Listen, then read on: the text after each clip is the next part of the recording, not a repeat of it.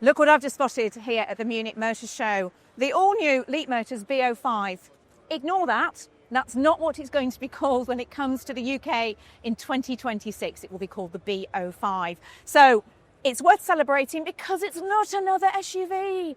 So brilliant. Instead, you get a kind of sleek-looking family hatch. It's going to be up against cars like the VW ID.3 and the MG4. The best bit will be the price. You're really going to want to know how much this is going to go on sale for. So stick around, and while you're there, subscribe to the channel.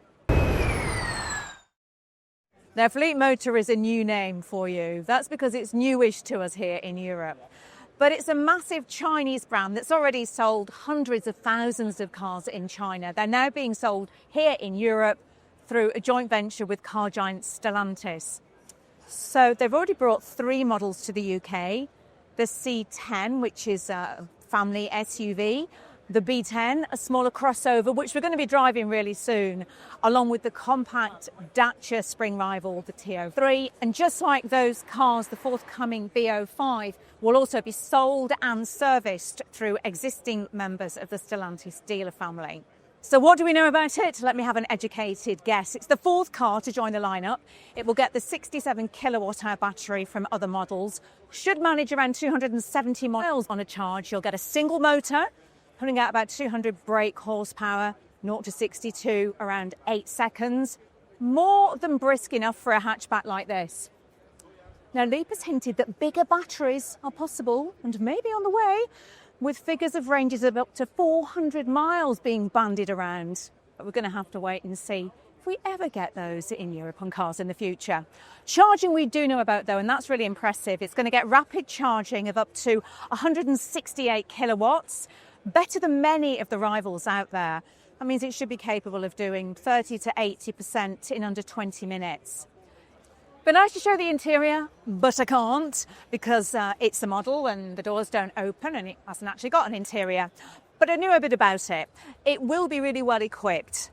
We do know that interiors and equipment are one of Leapmotor's chief selling points. They offer great levels of equipment, more than many of the rivals. So we expect the B05 will only be offered in one trim in the UK. And we expect that to be the top spec design model, which is good. It means it will get a nice pano glass roof, 360-degree parking cameras, leatherette upholstery, nice lighting, heated and cooling seats, wireless charging.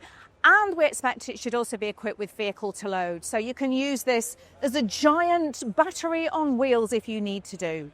We also expect it to get the 14.6-inch screen that the forthcoming B10 will get. And all the infotainment system will be run by the latest Qualcomm Snapdragon chip. Now, we've generally been pretty impressed by the quality of the interiors in other Leapmotors models, and we would expect this to be the same.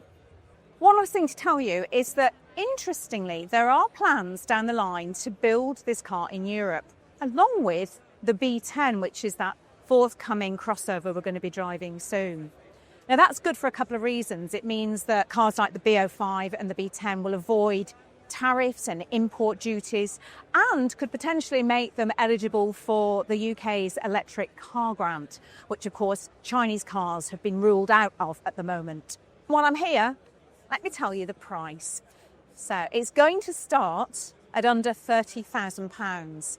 And I strongly suspect that it's going to undercut the MG4.